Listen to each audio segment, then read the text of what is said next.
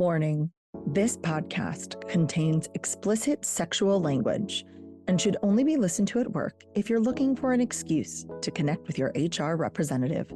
Additionally, all mentions of the word women include cis and trans women. For my friends who are genderqueer, gender fluid, figuring it out, anything in between, and feel like this conversation is also important for you, you are welcome here. Will you open up with me? These pages, they can feed your innermost desires. Do you feel inspired? Are you getting what you need? Are you coming curiously? A secret safe with me. And here you can simply be yourself.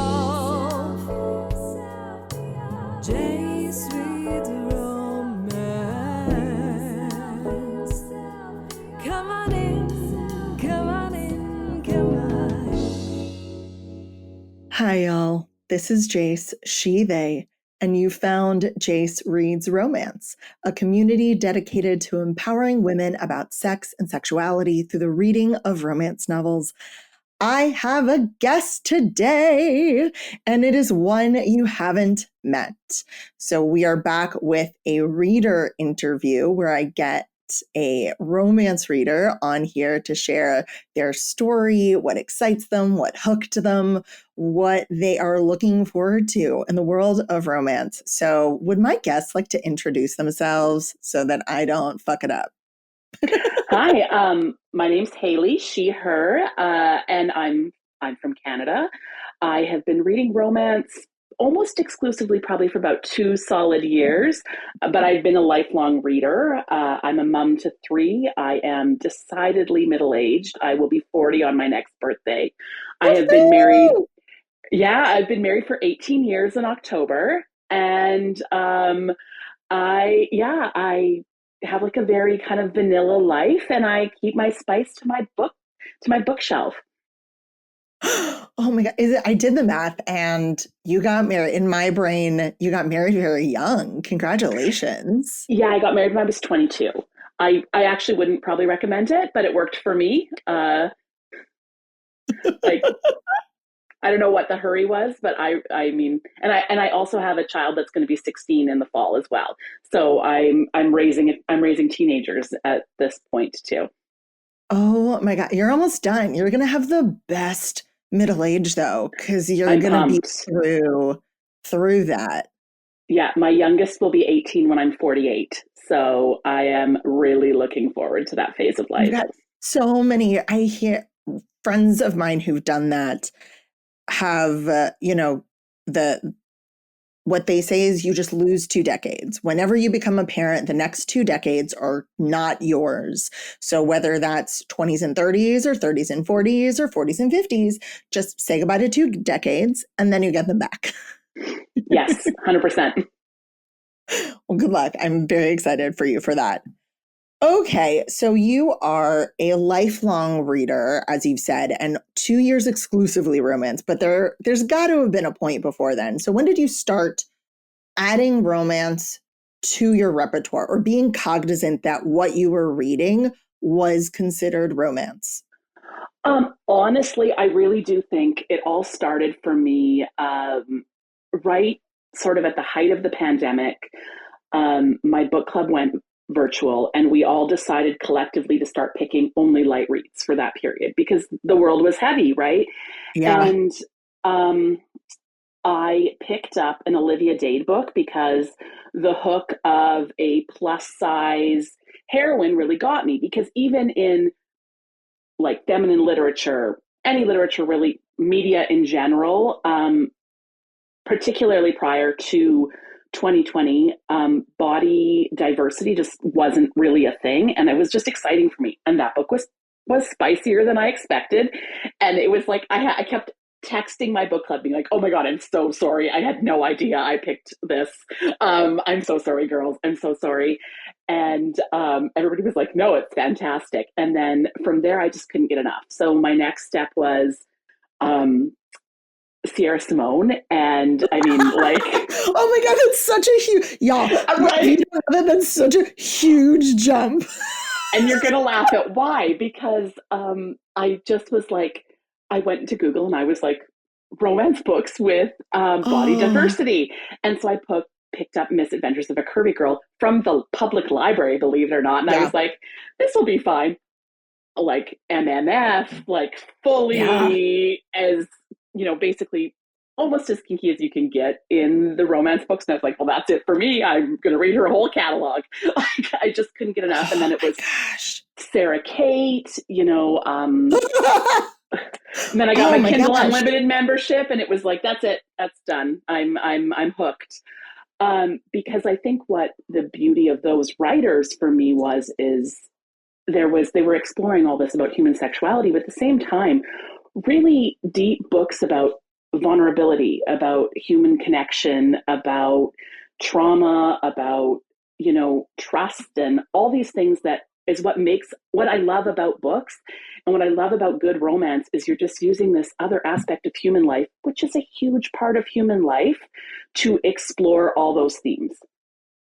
Yes. Oh my gosh. Yes.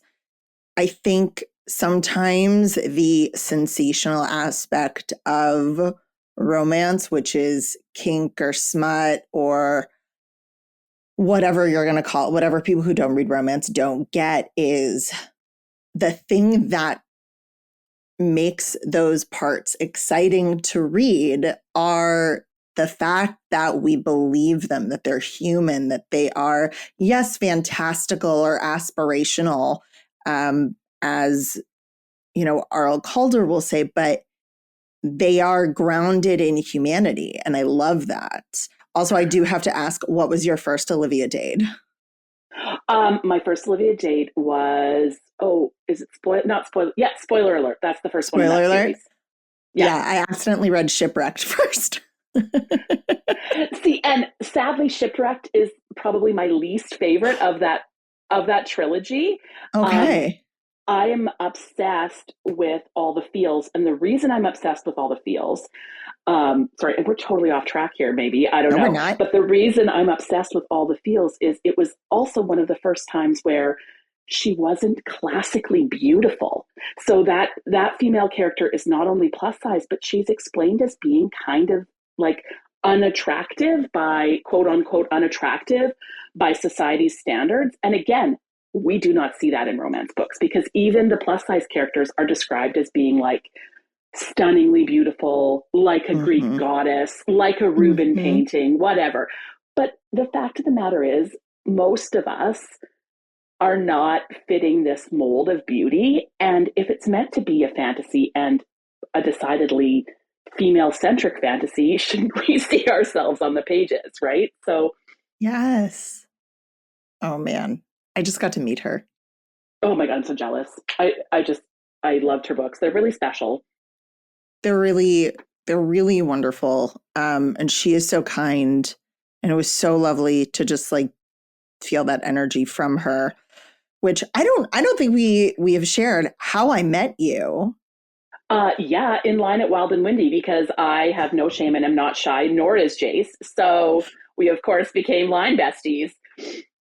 I know. And if y'all have not, we're not saying spend your money if you don't have money to go to bookish conventions, if that's not your thing, or large crowds are not your thing. But if you are able to or that interests you, I think conventions offer such a wonderful space for this thing that many of us do on our own. If you're lucky enough to have a book club or a group of people like Hailey, that's so special. But if you're, sitting with your Kindle or your book club or your library book by yourself and you're like, am I the only one who reads this?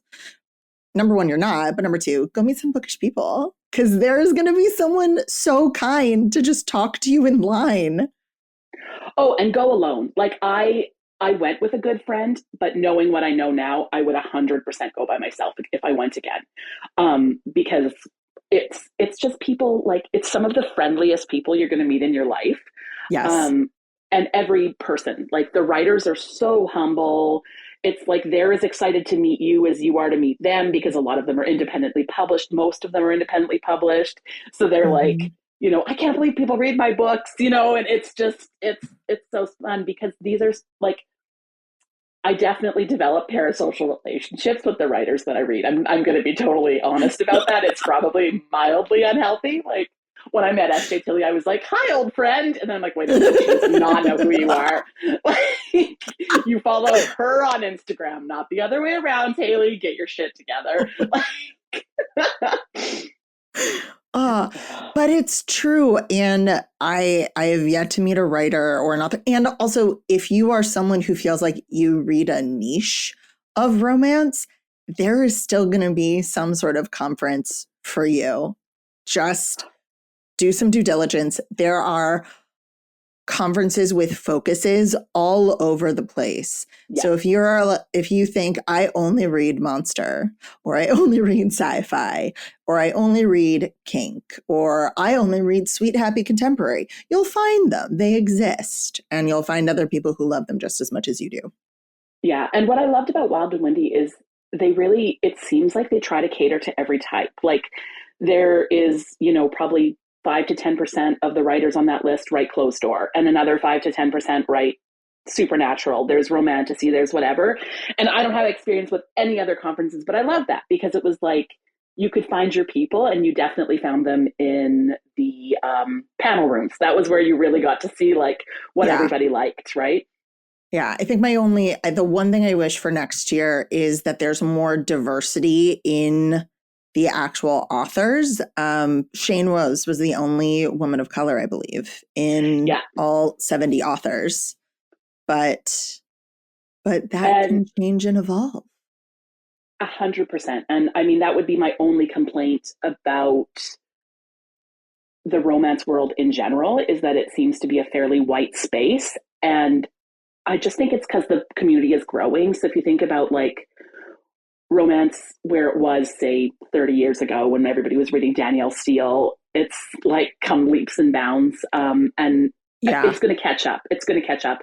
Like, and then I challenge myself. I'm like, is the problem the romance world, or is the problem me and not looking for that diversity in what I'm reading? And I think it's both, because this last year I've made a concerted effort to read more writers of color.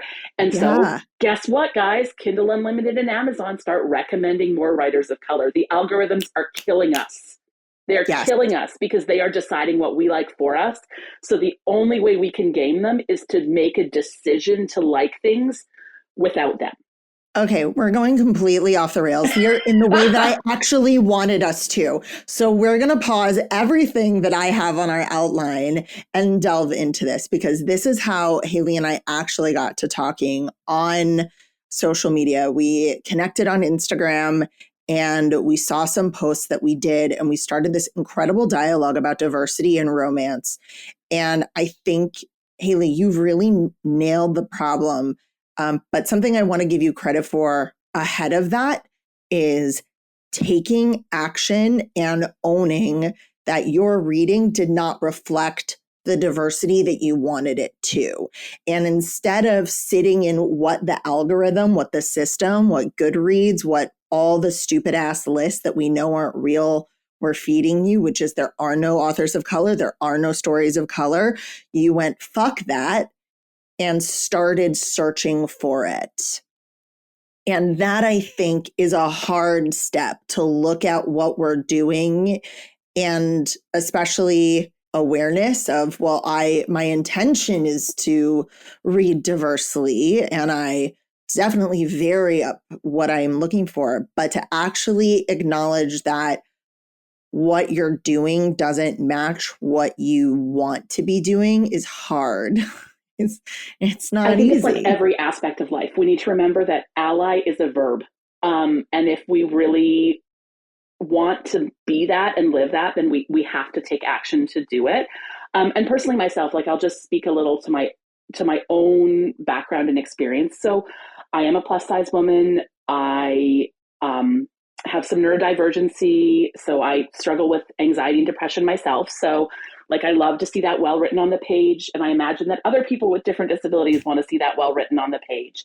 And I am also an Indigenous Canadian as well. And I love to see different lived experiences from different people in the BIPOC community, because it's really interesting where those of us from more marginalized communities, I find so much in common. Like, when I read something by, say, Kennedy Ryan, which is definitely written with a Black voice and a Black community, I see so many parallels to my own community, to my own Indigenous community, because it's about that otherness being brought forward. So Mm-hmm. I'm a big believer in intersectionality. So me having my own experience doesn't, I guess, absolve me from my need to work on my own allyship for different communities, because, privilege is not linear at all. And I have lots of it in some ways and not in other ways. And so I really, really try to live my life in a way where I am considering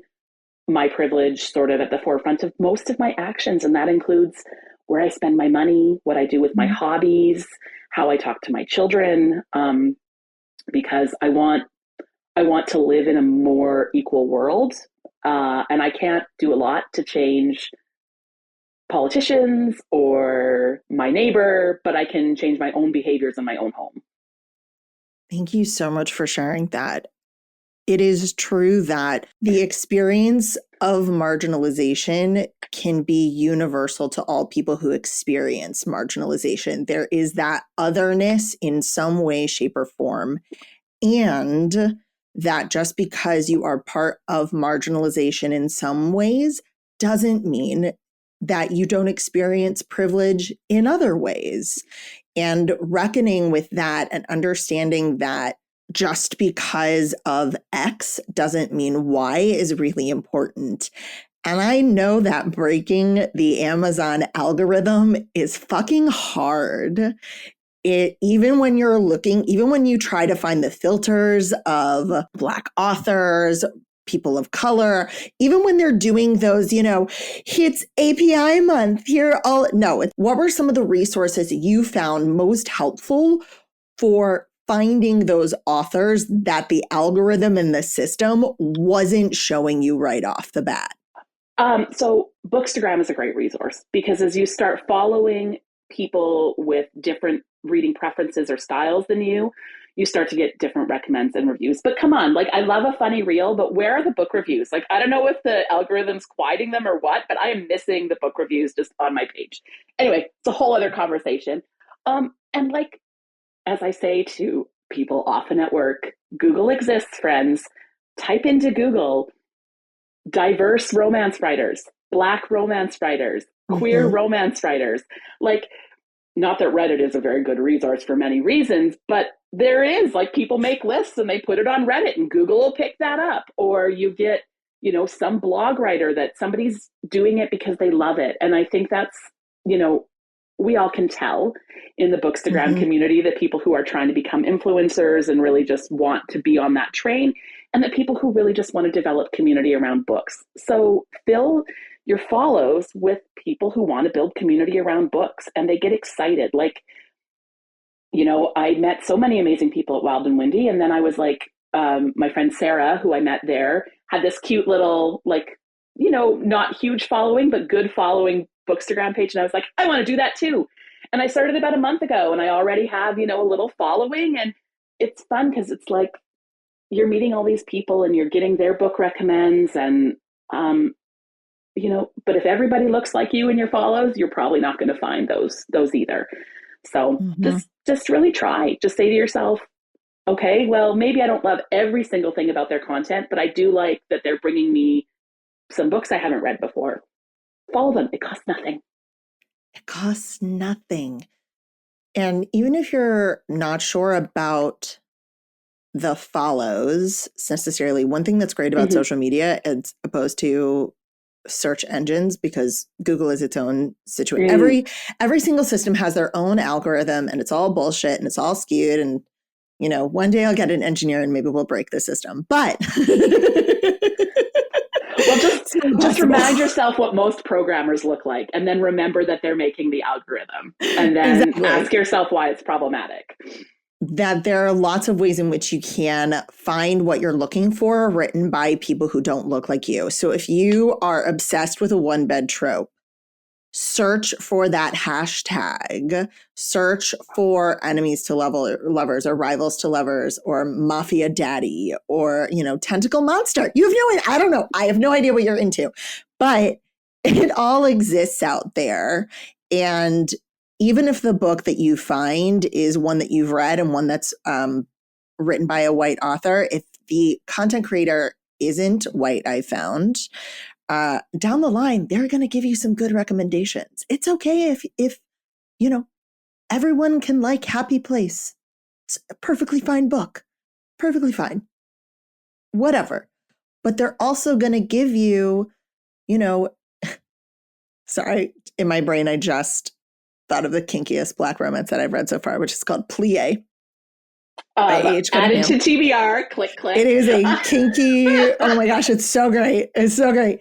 By Charlene Obwobi, who writes these beautiful stories and just came out with their second book, or is going to recommend you Nisha Sharma, whose third book in her Shakespeare, If Shakespeare Were an Auntie, and all of these people, because all of us are really looking for community. And the first way that we find community is by identifying with someone.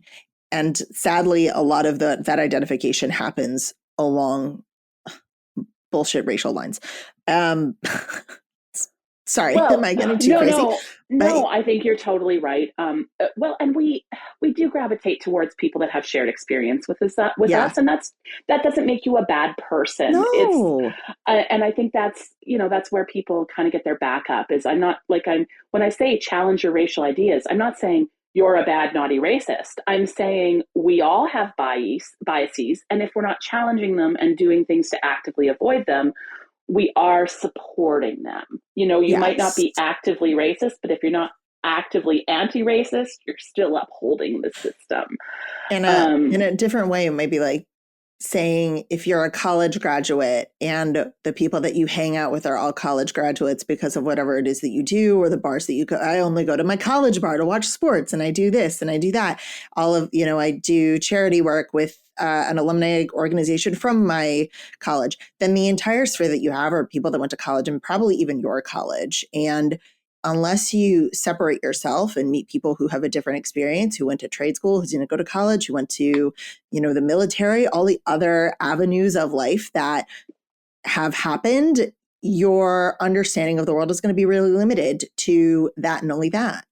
Mm-hmm. Yeah, exactly. Okay. What a wonderful tangent. So before sorry, I should have warned you. I don't really do small talk. Oh, I'm so sorry. Did Steffi not warn you that I cannot be controlled? Yeah, no small talk allowed.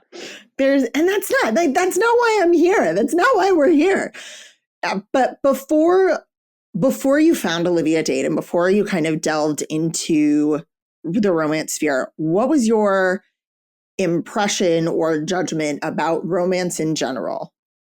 Okay, so that answer probably is two parts. So I think it's important to note that I was raised in the evangelical church. And so up until I got to university and I was moved out, and I had pretty progressive parents within that community, but still purity culture in the 90s in the evangelical church was heavy. I mean, it was heavy for everyone. I think it existed outside of the church, but for those of us who grew up in it, it was like, you are a dirty, dirty person, and any of your sexual thoughts are dirty, dirty, dirty. So I did read a lot of sort of that YA Christian romance that existed during that period. And just in case any of your listeners know, this is going to be like your Robin Jones Gunn, like the Christian Sierra series. I see your audio tech. Yeah, I have no idea. Oh yeah, this is a very specific thing, and I want to talk. I would love to do something on my Insta page about this, because I think there's a really specific group of us who like almost got overloaded with that sweet, saccharine, meant to be romance that was very chaste during that Beverly time. Lewis. And so for that reason, oh my God, I made my husband take me to Amish country when we were like early married, because I was so obsessed with Beverly Lewis books. Yep. Yeah. So, so then when I got to university, I started to read a lot more literary fiction. I had this really great experience where I lived with one of my professors and worked as her nanny, kind of part-time. And Cool. she had this amazing bookshelf, the kind of bookshelf that you would imagine like an Indigenous PhD in law to have, right? And she had books like Zadie Smith and I'm so bad at naming writers off the top of my head, but like just really good actual literature. CanLit is its own kind of thing, Canadian literature. So I will start. We have, it's sort of like the people that would win the Booker Prize, but they're Canadian. Yeah, it's look it up. It's really interesting. It's its own thing. But Margaret Atwood is the best example of CanLit. She's kind of the CanLit queen. And so I spent a lot of time feeling like the books I read had to be quote unquote important because I'm smart and therefore I must read smart books to justify my smartness. And I found myself as I was parenting and working a high stress job and dealing with the normal stresses of life, reading less and less because all of the books I was picking up were these important, heavy books. And then I started to read maybe a little bit lighter books. I started to pick up, you know, your sort of Emily Henry. I'm so bad at naming writers, but that sort of when, I guess I hate this word, but when chick lit sort of took over, you know, I hate that word so much because I think it just diminishes the writing because like nobody calls like, you know, Tom Clancy dude lit. And it's the same thing. It's just appeals to a different audience.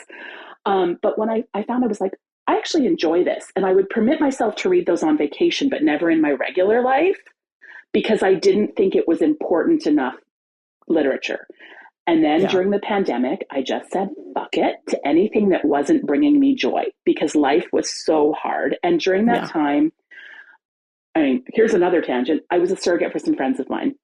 And I had had a baby just before the pandemic, but during the pandemic, we were trying to make a second baby for them. And I had miscarriage after miscarriage. And then right at the start of the pandemic, I had a miscarriage at the 18-week mark. And so I was on bed rest for the first 2 months of the pandemic. So I had my kids home, homeschooling. I was on bed rest. My poor husband works in an environment where he couldn't work from home. So he was, you know, working 3 hours, coming back and going back to work after bedtime. It was a terrible time for us. Let's leave it in the past. But it was like, I'm going to do things I like. I'm going to watch TV that is shitty. I'm going to read books that are lowbrow. I'm just going to enjoy my life. And guess what? My life got better because like I think about heavy things and I read the news and I, you know, keep informed of the world. But I read books to escape. Hobbies are supposed to bring you joy. And I still read the occasional highbrow book. It's not that I never do. It's just now, you know, I read 100 books a year and maybe 20 of them fall into that category of what I used to read. Where before I maybe read 30 books a year and all of them fell in that category. So, you know, that's where I'm at. I think it's really interesting that so many people have turned to romance in this time. And it's very curious to me. I've been reading romance for over 2 decades. Jealous. Thank you. And it's so, as someone who experienced romance very early in my life, but also at a time when romance was considered silly or inappropriate or just beneath me, I almost feel like so validating to have everyone be like, you know what's great? Romance novels. I'm like, yeah, it is fucking great.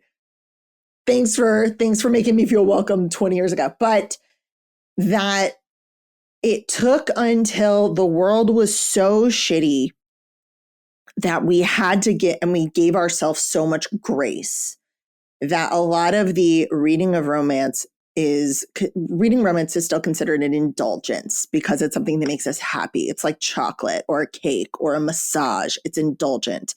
And what finally came out of the pandemic is indulgences are necessary. They are not extravagances. They are, in fact, a requirement for a well-balanced and happy life.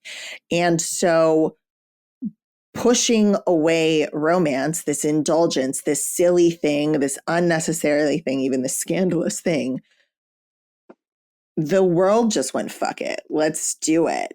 And I'm so happy.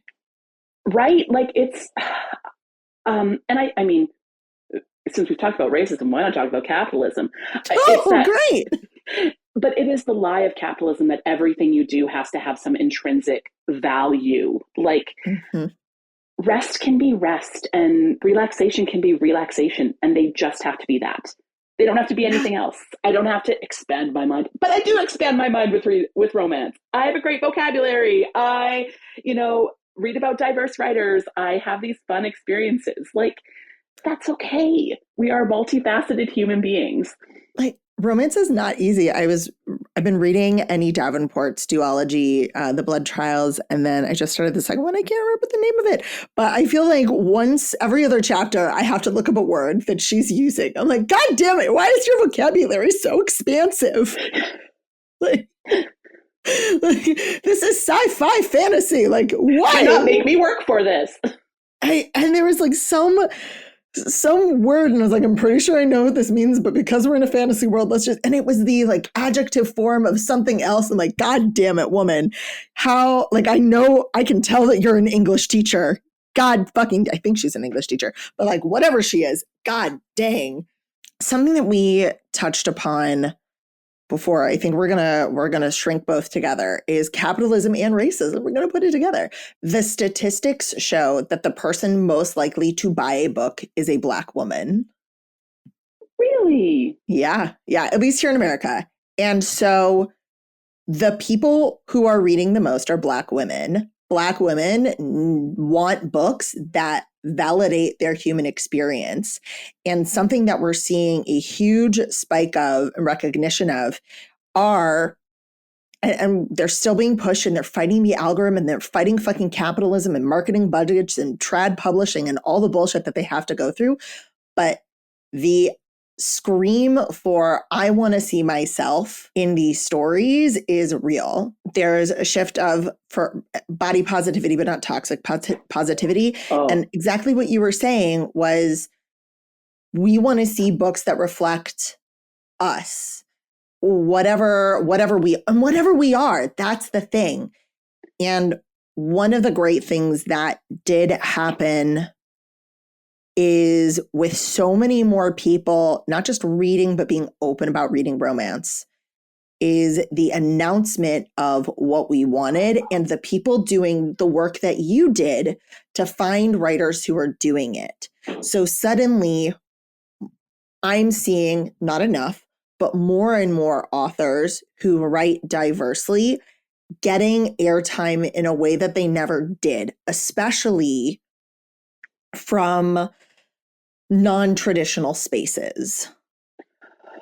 Yeah, and I mean, like, the rise of the information age has come with many a problem, but it's also, there's a saying, I work in my real life, my much boring real life. I am a regulatory analyst for the federal government, and we have a saying in this where crazy people don't have any friends. So if you get a letter from one guy and it's like, I really hate this thing, this regulation's really, really bad, here's the reasons it's bad, and it's just one guy out of the entirety of the country, he's probably not right. But if you get 20 of those letters, he's got something going on. And I think, like, social media has allowed some people who shouldn't be getting together to get together, but a lot of people who should find community to find it. And with non-traditional publishing, with self-publishing, we're just saying, screw you, old fat bald rich white guy in the publishing community.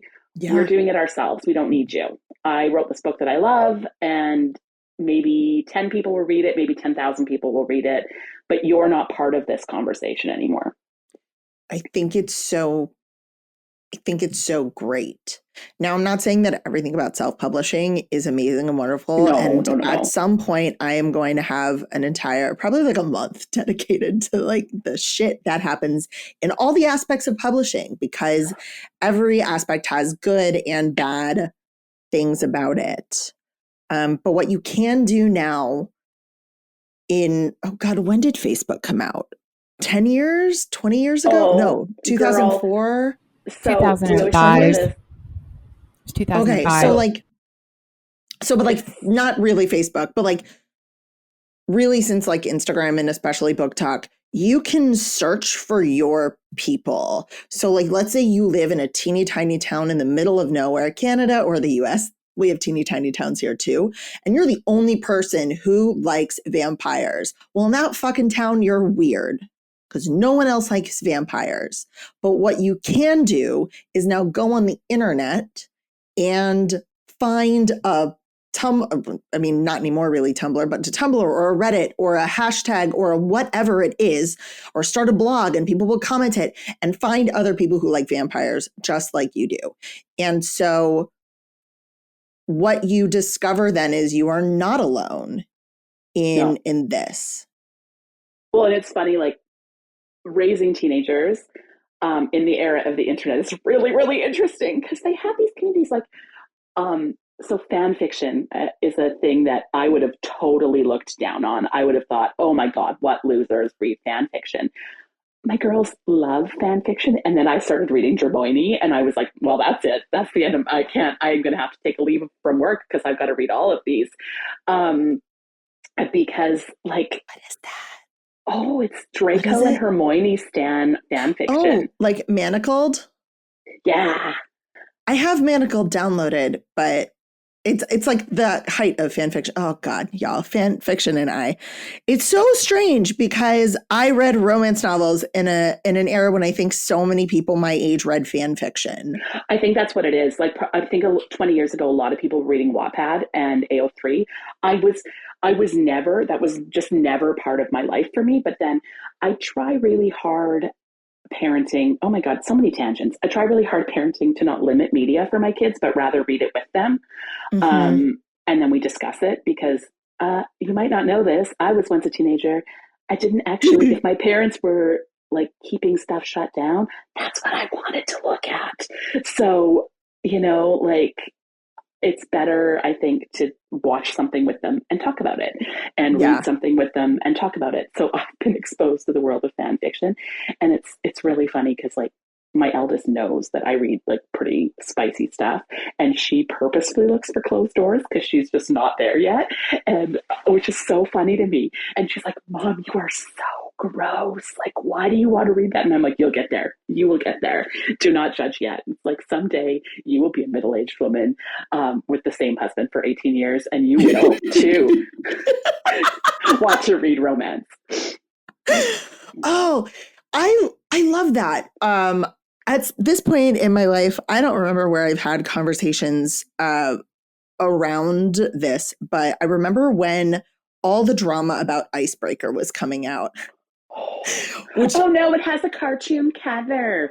This is, which y'all fuck off. Just fuck off. Don't be here. So if you're mad that Icebreaker has a cartoon cover, what you've actually mad about is not like if you want to regulate your child that much, you did a bad job because you let them go to the romance section.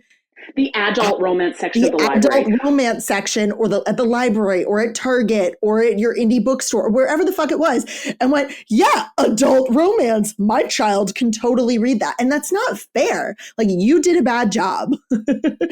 and I mean, like, we can talk about like book banning in general is just, it's subject to this. It's like, you're actually mad that you don't have as much influence over your children as you think you do. And like, that's because you didn't build relationship because influence comes from relationship. And I have a lot of influence over my kids because we have a good relationship. And I'm sure they're doing things that they don't tell their mom about, but and they should absolutely normal. Keep secrets from you. Normal. And sometimes I'm sure they're really bad at keeping the secrets. Like they're really bad at it. And I don't know where you live in the States, what it's like, but here we have really, really progressive sex ed in the province that we live in. And so like my daughter will come home and be like, oh my God, Mom, you won't believe what so-and-so asked in sex ed. Like, how do they not know that already? And I'm like, honey, not every house is like this. No. And I was thinking about the sexual education that was available to us 20 years ago, where it was, number one, there really wasn't an internet that was good. And don't look up sex on the internet anyway. Don't do it. Sex education cannot come from the internet. Oh, I have a tangent about that. I have a tangent about a comment about that later. Are you of the age, sorry, Matthew, this is probably going to get cut. Are you of the age where, Savage Love was a big deal? Where or are you too Savage young? Love, You're probably too young. I'm not actually too young. Savage Love was part of my human sexuality course in college. And I have his book, like the book that he did of like all his best columns. Yeah. So it existed, but I think it was still pretty regional, like out of Seattle. I think that's where he is. Yeah. And so like we didn't even really have like high speed internet isn't actually even a thing where my parents live even still. Like we use, like right now I'm using satellite internet to talk to you. Oh my God. Yeah. Cause there's no cabin. I am at the cabin. Oh, enjoy. But yeah. Life is the best life. Yeah. But like we used to learn from Cosmo. Which was terrible. Terrible. Like how to please a man in 10 steps. How about how to please your damn self in 10 steps, and the man will be happy to participate. Exactly. Oh God, it's so bad. Like that, the messaging was so bad. There wasn't the internet. If you didn't have an older sibling, like even if you did have an older sibling, how the fuck did they know about sex? And the most progressive of parents still weren't having how-to conversations about how to have a healthy sex life. It was more of, do you know what sex is, so that you can like identify it and like no P and vag, because of course it's also heterosexual. And the conversation that I have is, I would much rather my 15-year-old or my teenager read something like Icebreaker than go to the internet or go to a magazine like Cosmo or go to, like, God forbid, another teenager, because at the very least in that book, as unrealistic as their sex against the walls is, because nobody can be fucked against the wall like that. It's just not possible. Thank you. It's not possible. It's not a thing. Like, I know you identified as plus size. I technically don't qualify as plus size. I'm average sized. I'm average American sized, y'all. Double digits in my pants, but I'm not plus size because fuck society. I'm just not skinny. But like, you can't do that with a human, like with a real human, like unless you're literally 5'2", tiny ass figure skater and a giant ass hockey player. Even then, like, there's a lot of quad strength that it's not possible. So I would just much remember, rather, folks, hockey players only pay for 30 to 60 seconds at a time. So they do not, endurance is not their thing. You know what? You might know way more about hockey than I do, because hockey is one of those sports that just like goes over my head. Every single time I read a hockey romance, I'm like, I assume this is how hockey works because I know no better. But like, I would much rather my child read something like Icebreaker, where they're getting a female-centric, at the very least, more accurate representation about what sex can be, and a partner who can work and whose goal is to have a satisfying relationship that goes both ways.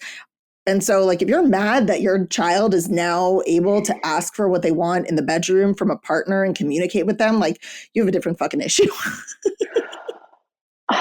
And I don't really get it. Same thing when people are like, it's like having a porn addiction. It's really not the same. It's really not. It's like, first of all, when I first started, I found out that one of my good friends that I grew up in the church with, her little sister, who is much more still in that community than me, was also reading romance, and she added me on her secret Goodreads. I will not name and shame in this context, but she's like, sometimes I feel guilty, and I said, why? It's a victimless crime. Like, if you were, with actual pornography, we really have to consider the participants involved. It's very, very exploitative. Sex work is work, but I mean, we know it is not necessarily the most healthy environment, and certainly not anything in capitalism is an exploitative environment. And so I'm like, like, you're not hurting anybody. You fantasies don't hurt people. They don't. No. And these are fantasies that someone has written for you to read specifically. Like, it's, and not everybody is comfortable reading that, and nor should they have to be, and nor do they need to be. But like, it's so funny. I think I call it the Taylor Swift phenomenon. When something is popular among women, it is immediately called juvenile or silly or irrational or stupid or indulgent. And that is why romance has the reputation it has, because like my husband loves Jack Reacher books. He loves Tom Clancy books. These are not high art. And they are very violent, and there's sex in them. Like there is. But because it's told through a male lens, it's somehow not silly or not pornographic or not whatever. And that is simply because of the way that women's enjoyment is viewed we've touched on culture. The patriarchy. I know. All of it. All the light topics. But that's so true. One of my favorite things about romance, and I think right now as Jace Reads Romance develops, we're going to stick with women, but I'm very curious as this genre evolves, seeing the women writing romances, but like, are they writing for women or for men? And also now we're getting romance by male authors. And I'm like, okay, so I just went to another conference. I just went to Steamy LitCon. Hi, y'all. Amazing. Wonderful. I'm sure I'll do an episode on it. So jealous. Oh, honestly, you fucking should be. It was so great. It was so great. It's Halloween next year, and I know with kids it's going to be like a pain in the ass, but it was like everything that I wanted it to be. Well, maybe we can be Steamy LitCon buddies. We'll talk offline about it. 'Cause like next year, so like 2025 it is? Yep. It's the 31st and 1st, October 31st and November 1st. In Anaheim. But so 2 examples. So Adib Karam, who is primarily YA, though his first adult romance comes out soon, was there. He's also very involved in Authors Against Book Banning. Bringing it all back, I'll put a link to Authors Against Book Banning in the show notes because we mentioned it. And then Justinian Huang, who just came out with The Emperor and the Endless Palace, which is an adult romance novel, was at these 2 male authors were at this conference with primarily women. And so something that I'm curious about as this kind of aspect of romance evolves is, who are these being written for? Because I'm not saying like queer boys need literature written for them. And also, but like, what if I just like to watch 2 men bone in my books? Like this is a place where I don't even know how to explain it. I'm a little uncomfortable with this topic only because I like MMF books, but I kind of avoid romance because it feels a little bit like white people writing about brown people when women write about it. But again, it's like there's not enough writers. So I really like Liz Tom-Forty's book Mile High, which has people of color in it. And she worked, I think I can't speak to the Black experience, but I think she worked really hard to try and have the voices be relevant and heard. And I would say if we want books to be diverse, people have to have permission to write about people that they're not, like communities that they're not members of. But it feels a little like all romance has an aspect of fetishization in it, but there's just something about that is like, has the possibility to push that boundary to me. And I need to read more. So if you have some recs, please, like who you think do it well. The only one that I've read that I felt that I found personally successful was Red, White, and Royal Blue. And I thought that one was done really well because they really were just people. If you like that vibe, The Unlikely Heir by Jax Calder is very much that vibe. I will put that on my TBR because it's such a fine line to walk. And there's so many books in the world, and I don't want to spend my time on ones that aren't good, that are not doing things well. So, I mean, that would be a great list. There's a great Instagrammer, and I'll look up his handle and send it to you after this because if you think I can't remember an author's name, I sure as hell can't remember a handle. A handle. But he's out of Toronto, and he has a great bookstagram where he does just basically queer. And romance is his primary one. And it's really interesting because it seems to be doing really well in YA. There seems to be a lot of queer-witten, queer boy YA right now. Dante and Aristotle Discover the Secrets of the Universe. That's Adib Karam. That's one of the authors who was just there. Yeah. That is forget anything else about that book. That book is about humanity and it just happens to be these people's story. They both die at the end is another great example of that. Oh, I thought you were telling me what happened at the end of that book, and I was like, no. what are you talking about? I was like, how is that a romance? No. It's they both die at the end is not a romance because it doesn't have an HEA, which is my qualification for an HEA, but it is a romantic fiction book. Oh my gosh. That is also really beautiful and quite unique. And I think Casey Quinstock, did I say it right? She does the Red, White, and Royal Blue. Yes, yeah, they do a good job of queer romance, but more female queer or non-binary queer romance. But there's a book that they wrote, and I believe Casey uses they them pronouns, but if I'm wrong, I apologize. Called The Charm Offensive, which is so funny. That's Alison Cochrane. That's Alison Cochrane. And it is one of my favorite spiceless books. They technically have sex, but it's off page. Yeah, it's one of my favorites of all time. Good. I also got to meet her. She was also at Stimulant. Or they were. God. I know. Get out. I know. We can't be friends anymore. Signed. I thought we could. It's signed right over there. The book is signed. Don't ever invite me to your house. Your bookshelf's going to be raided. It's a good thing I live in Canada. But there are people who do it well. It's a tough one. It's a really big, tough one. It's something I'm curious about because so many people, so many authors, it's very hard to hide your race, depending on what you're doing. There's a lot of racial pride that's going on, but there's something very interesting and hard about asking authors to divulge their sexual preferences. And it makes me very uncomfortable.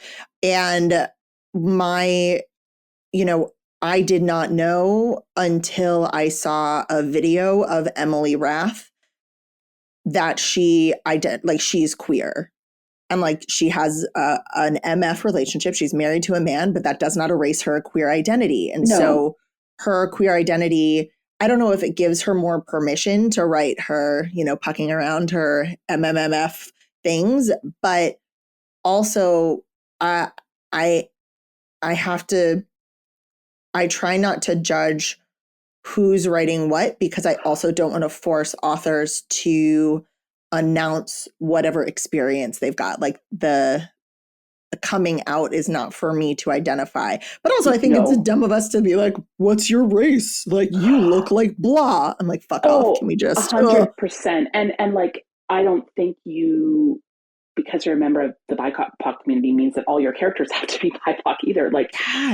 QB Tyler, I think, kind of writes sort of almost colorblind in a way. I'm like, I imagine these characters white. And I'm like, oh, did I imagine them white? Because I am. Because when I looked at her author bio after, I was like, yes. Well, they all have dark hair. They all, I'm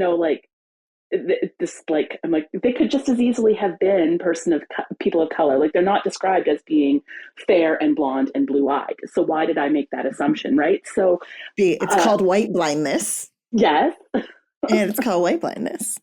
I do like that we went so far off of our tangent, but we tangented so completely from what I intended to flow our conversation as. But as I'm looking at it, it's exactly what I wanted our conversation to be. And I do have the note in there. Anything else we decide to tangent on. So it's a lot. Okay. So here at Jace Reads Romance, we have a list of questions. The royal we, because Michael and Seffi suffer whenever I ask these questions, that I ask every single guest at the end of our session. And the first one is, what is your favorite romance novel? It's like asking me to pick a favorite child, in that I have one. No, I'm kidding. Something very easy to do if you have only one child. Oh God, that's so tough. I think it's easier for me to say. It can be a couple. I think it's probably easier for me to say series or writers, but the new Camelot series by Sierra Simone is fucking gorgeous. Embry Moore will be my book boyfriend until I die. Carve that on my headstone. I haven't finished it yet. I haven't finished the series yet. I've only read American Queen. till the second book. I know. It's because I know I'm going to be so devastated at the end of it. And more that, like, it has such a wonderful ending, but it's more that it's over. Like, I want more. I want more. And then also, anything S.J. Tilly writes is like, I love her because the characters are like really unique, even though she writes like, it's like a hockey romance. How different can 4 hockey romances be? Very different if done correctly. And then also Sarah Kate, but not the ones you think. So I do love the Salacious series. It's great, but Burn for me is one of my all-time favorite books. It's reverse age gap. It's a little bit of a bully romance. It's got a lot going on, and I just really, really identified with the female main character in that book. And then hearing Sarah talk at Wild and Windy made a lot of sense to me because she said she grew up in Canadian culture as well. And I was like, that's it. That's why I've always felt such a connection to her books. She was very eloquent in her speaking. Oh yeah, really insightful. I only saw her for the narrator one. Yeah.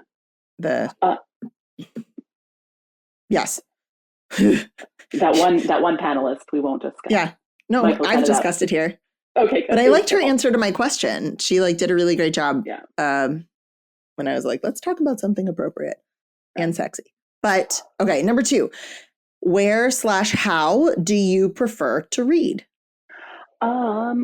Well, I like to be horizontal with a cozy blanket. I'm not a big audiobook person. I find I just don't absorb it in the same way. Mm-hmm. And I love my e-reader just because I can carry it with me easily. But I am not a book buyer. So I try really hard not to spend money on books unless I love them. So I use my public library a lot, and I use Kindle Unlimited and Everand. I don't think enough people know about Everand. I don't. So Everand is an alternative to Audible. It doesn't have as much of the same catalog, but it's unlimited. So you can listen to, there's some point where one of my girlfriends reaches her maximum every month, but this is a girl who reads like 225 books a year. So I don't think most of us would reach our maximum, but Everand, they have ebooks and audiobooks, and a lot of the smaller independent writers have their audiobooks on Everand. Okay. And it's a fairly affordable subscription. I think it's around the $12 a month mark. Yeah. So I prefer it to Audible just because I find Audible really restrictive. It's very expensive, and it's like 1 book a month. Yes. Where Libby, if you just are patient, you'll get it. Yes. And some libraries also use a service called Hoopla that does audiobooks. And then Princess Rabra, who was on our podcast back in January, uses a service called Kobo, which she says came out of Canada, that is like Kindle Unlimited. Yeah, it is. And I just don't find it has the same amount of content, because Kindle Unlimited doesn't allow their participants to really have their thing on any other platform. Yeah. And so most writers are already stuck there. It's stuck there, and they're already committed to Kindle Unlimited. So I just didn't find Kobo had what I wanted. But there's lots of great ways to get free books. Another thing I really like is Book Riot, because a lot of times they'll have like, these are available, they've just been released, and this writer is trying to, up their readership because they're new to the place. And so read and do a review, please. And it's not ARC reading. It's a little bit different. It's like after it's already been released. But yeah, there's so like I said, I read, over 100 books a year, and I spend less than $15 a month on my reading. Amazing. That's amazing. Oh, okay. So here at JC's Romance, we have this idea called comfy sexy. And it's that in your comfiest, safest space, you can also explore your sexiest self. And what I am curious is what does the phrase comfy sexy inspire for you? Oh, probably where I can feel that I can be authentically myself, where the love and affection is unconditional. There's not a single thing I could say or do that would, and this is in all relationships, not just sexual relationships, that would make the person love me less. And I think that's in vulnerability, we find out that we are our truest selves. And so that's where that exists for me. Yes, thank you. So following up a little more specificity, where do you feel you're sexiest? 20-ish years ago. No, I'm kidding.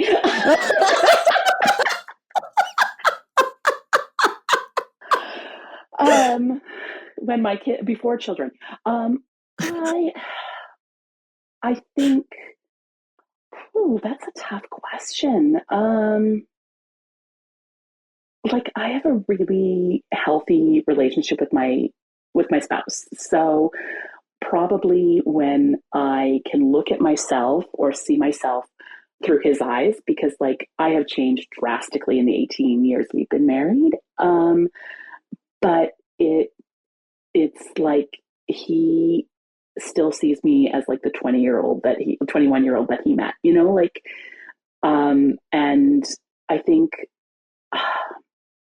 again, it's that unconditional love. If I can see myself more for the value of who I am rather than what my meat suit is, that's when I feel my sexiest. Yes. I love yay to partners who just like love the human we are. Like sometimes I'm like, dude, enough.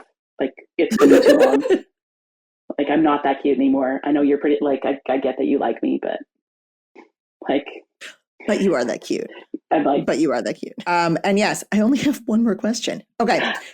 Now I'm sad. What is the one thing you want women to know about sex and sexuality? Like your soapbox thing? Like I have too many opinions to have one soapbox thing. But I think the big thing is really examine how much the patriarchy affects your own sex life. How you view yourself, how you view your wants, how you view your partner. Like it's so pervasive, and it will ruin your fun. Like it will take all of it away, because there's no right way to do any of this. You like what you like, and find a partner who will not yuck your yum. And if you don't have that, then that's not the right person for you. Like you're not compatible, because they don't have to like every single thing you like. And there's that Jack Black song, like, it's not my favorite, but I'll do it for you. Like, yes. Barring discomfort, don't do things you're not comfortable with. But like, that's the secret. Cause it's like, am I hairy? Am I fat? Do I have stretch marks? Do I have whatever? All that is bullshit. It's all patriarchy, because people like what they like, and people find sexy what they find sexy, and what you like is what you like, and you don't ever have to feel badly about it or be like, it would be better if, your sex life is not going to be better if you lose 20 pounds, because it's a head problem. It's not a body problem. It's not going to be better if you get, that tummy tuck. It's not going to be better. There's a list of things. It's not going to be better until you fix your own feelings about it, until you love yourself deeply. That is such an important message. And I hope that everyone listening really just pause and sit with it. Pause and sit with it. Like, what's about to happen in the last 30 seconds of this of this episode. So let yourself feel whatever feelings came up with that really beautiful message. I hope it resonates with as many people as it just did with me. Oh my gosh, Hailey, thank you so much for coming Thanks for having me. This podcast, for saying hi to me in the line, for booing when we booed during that panel and cheering when we cheered during that panel. I know. That was the moment when our love was forever. Well, and I also fell in love with R.L. Calder. Like, I loved her books before, but deeper, because she made this face. Like, oh, that's my people. Thank you so much for joining us. Oh my God, it was if great. People want to find you on Bookstagram, where can they find you? So my handle is The Escape Artist Books, with an underscore between each word, because books are my escape. So, and I'm also on Goodreads under the same handle.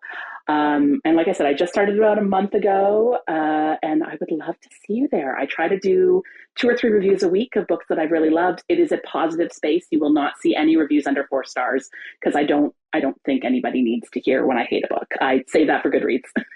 So, but I would never tag a writer in anything less than 4 stars ever, because that is mean. That is not constructive criticism. That is just mean. Yeah. Don't tag writers in reviews. Okay, for reals, I'm going to let you get back to your lake life. Yeah. All right. Well, it was so great meeting you, getting to know you even better. And it was like, Safi, your laughs always, they just like pump me right up. I was like, yes, I'm being funny. That's what I wanted. Yes, I got her. I got her. I can make Safi laugh. I'm doing good. All right. Well, I will talk forever if we don't go. So it was great talking to you and getting to know you better. It was awesome. Yes. That's it for today, y'all. This has been a 3 Paws Productions podcast. Our producer is Sefi. Michael Achenbach is our patient editor. Our theme song is written and performed by Diana Weishauer. You can find show notes and so much more at jacereadsromance.com. That's JAYCE Reads Romance. Follow along on TikTok and Instagram at Jace Reads Romance. If you'd like to ask a question or share a story for the podcast, call and leave a message at 661-JACE-RR. That's 661-529-2377. Or send an email to jace@jacereadsromance.com. Finally, like and subscribe so you can get every episode when they drop. You can also leave us a review to help others find us.